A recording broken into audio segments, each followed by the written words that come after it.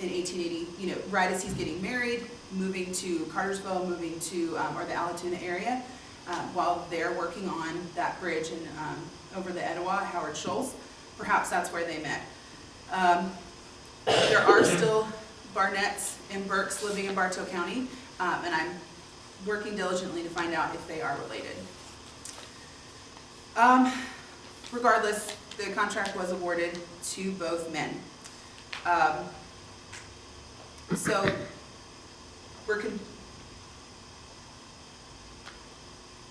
our bridge and most of the King family bridges, and most sturdy covered bridges, are going to be built in this town lattice truss style.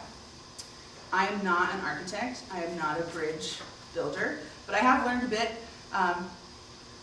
and so I'm going to tell you, and I'm going to thank Joseph Nelson for his wonderful diagram that really helps illuminate why and how these bridges are constructed. The lattice structure that was perfected by Ethiel Town really is a very strong jointed style that relies on smaller pieces of wood, making it cheaper, making it more efficient, making it easy, not necessarily easier to construct, but having to use those smaller pieces that are going to be cheaper to put together. So we have, I'm going to move over here for a second. We have the heavier timbers on the bottom and the top, and then the actual triangle or diamond shapes that the lattice creates provide the support to where you don't have to have the arches, you don't have to have extra piers, and you don't have to have larger beams going throughout and going into the middle.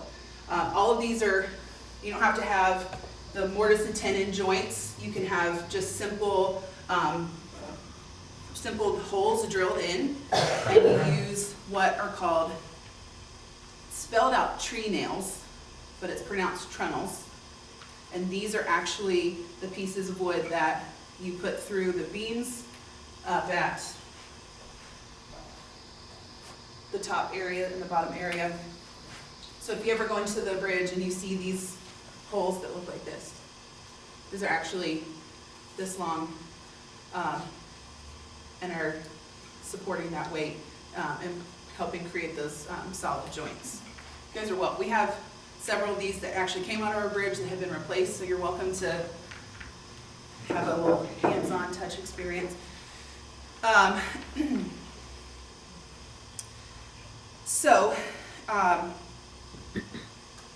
This was patented by Ethiel Town in like 1820 was his first patent he had for this. And it really, this style allows for you to build, those that were experienced at it, you could build the same bridge. You could, they said that the town bridge, you could build a mile long and then just cut it off at the yard. So you could build multiple bridges at once in a planing mill and then be able to ship them by barge down the river or wherever you needed to go and be able to put it together on site. So it made it much more efficient, quicker, and you were able to have less skilled workers because you could be concentrated in one area and then send the pieces together numbered with a diagram to be able to put together. So that's why it became so much easier, and that's why this really became the standard practice in the mid-1800s. It's not long after this time period, after 1886, that we see steel bridges really becoming the standard, but even as late as the 1880s, wooden bridges with some iron fittings, but particularly wooden bridges, are going to be the standard for smaller communities like Euharlee. And so it's really been early 1900s where you start to see those kind of go out of fashion or out of use. So, like I said, why are bridges covered? That's a lot of wood. That's a lot of elements that you're being subjected to because it's out in the open. And so often you'll see where the lattice is actually still exposed, so you don't even need the sides of the bridges like we have at ours. The roof was what was most important. Our roof is a tin roof. You have wooden roofs, you have tin roofs. And that roof, that cover, would extend the life of the bridge 7 or 8 times. So that's an extensive amount of time that you'd be able to continue to use a bridge without having to do those repairs. The span of our bridge is 138 feet, so not the longest in Georgia, or even the longest one by Washington King in Georgia, but it is one of the longest unsupported spans, so that's our claim to fame. I'm going to share these, and this is actually the picture of the Fort Gaines Bridge that all 3 generations of the Kings worked on, but I wanted to include these pictures for you to see a bridge under construction.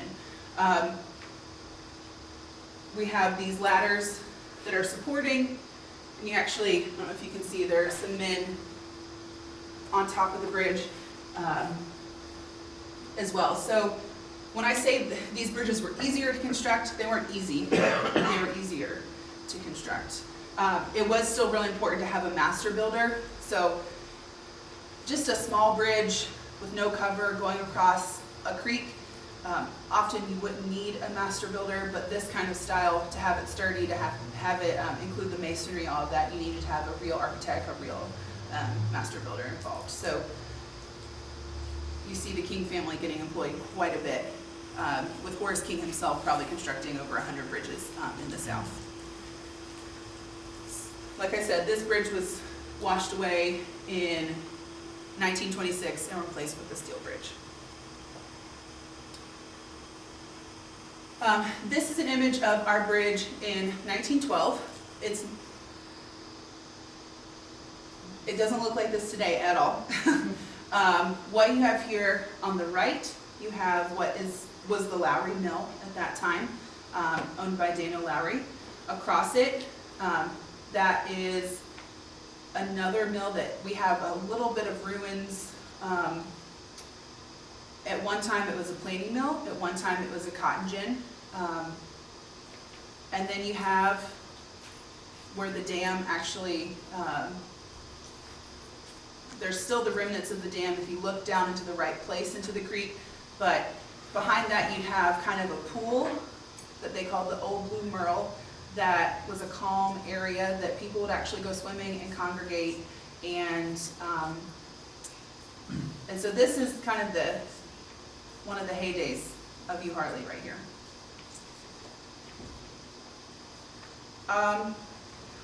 The town did experience a downturn in the 20th century, and the bridge gets covered with kudzu, gets overgrown, and this is right after World War II. This photo was colorized, so it was not originally in color.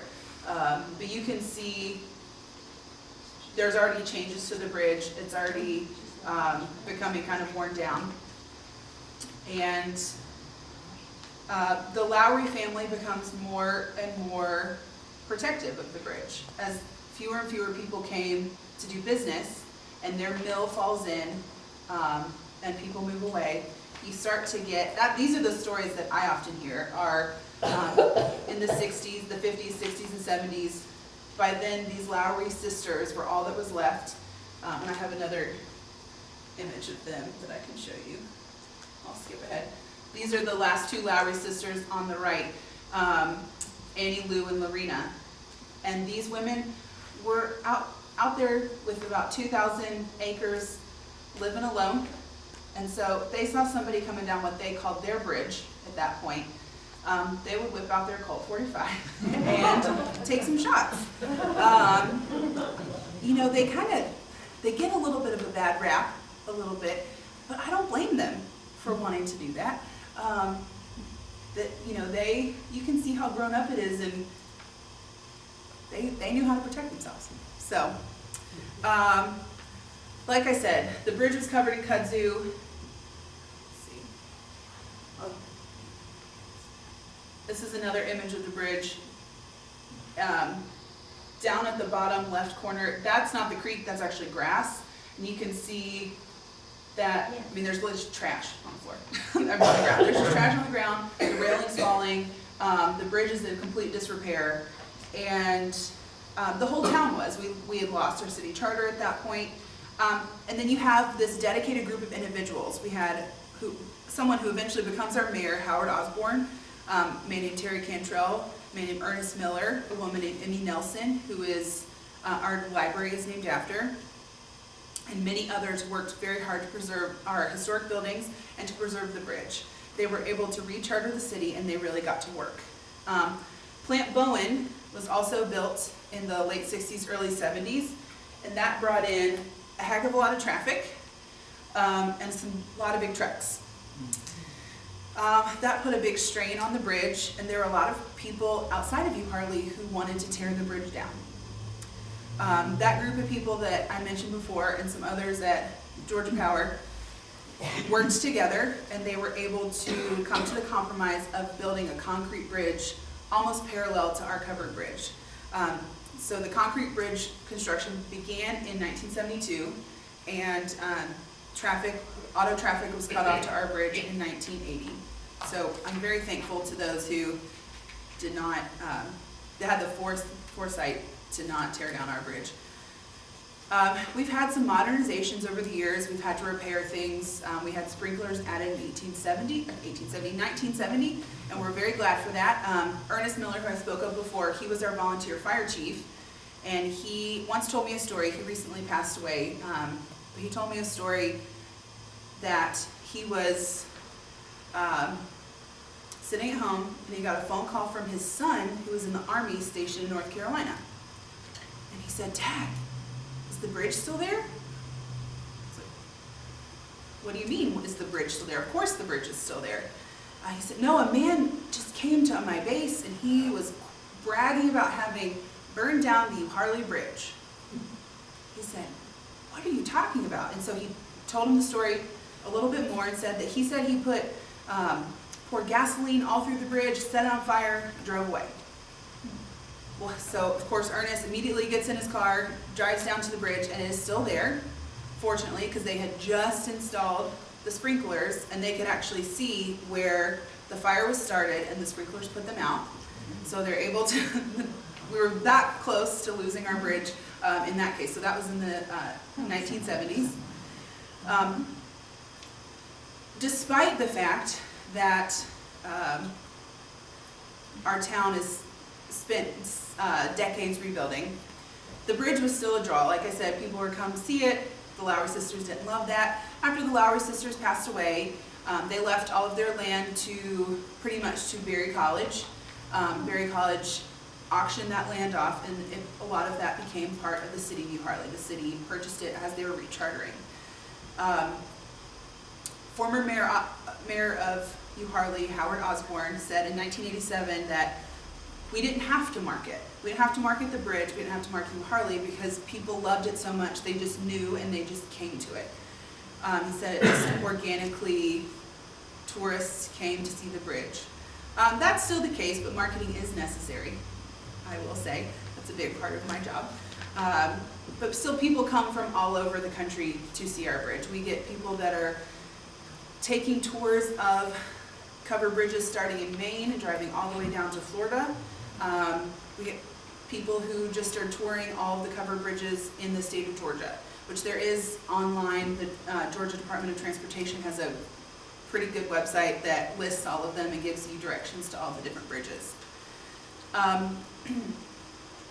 The county actually deeded the bridge to the city of Euharlee in 2014, stating Euharlee was better positioned to perform maintenance on the bridge because we're right there. We can see it every day. But Bartow County and Euharlee are very proud of our covered bridge. If you look at the Bartow County website, the city school Facebook page, we've been on our phone book, we have been on everything you can imagine. And we have what I lovingly call covered bridge kitsch. We have anything you can imagine that a bridge can be put on. A bridge has been put on, and I'm responsible for the coffee cups for sure. So I'll take that. But we also have our Cover Bridge Fall Festival and our Cover Bridge Barbecue Festival. And the Cover Bridge Fall Festival has been occurring off and on for about 40 years, since the 1970s. And it really is the center of our town. It really is one of the crown jewels of Bartow County. And like I said, I'm so grateful to those who came before us, who took to heart what was in Euharlee Nelson's obituary, the importance of having these sturdy bridges for the future. The bridge is listed on the National Register of Historic Places, and most recently has become part of the Bartow County African American History Trail. It's one of 2 sites in Euharlee that's on that history trail, that and our Black Pioneer Cemetery. And so we're excited for the opportunity to continue to tell the story of our bridge in Euharlee and of the King family to all of our new visitors who are coming for that Black History Trail as well. So that is a brief history of the Euharlee Covered Bridge. And do you all have any questions about anything bridge or Euharlee related? Yes, ma'am? What kind of wood did I typically use? What kind of wood? Often it was pine, just hard pine, white pine. And again,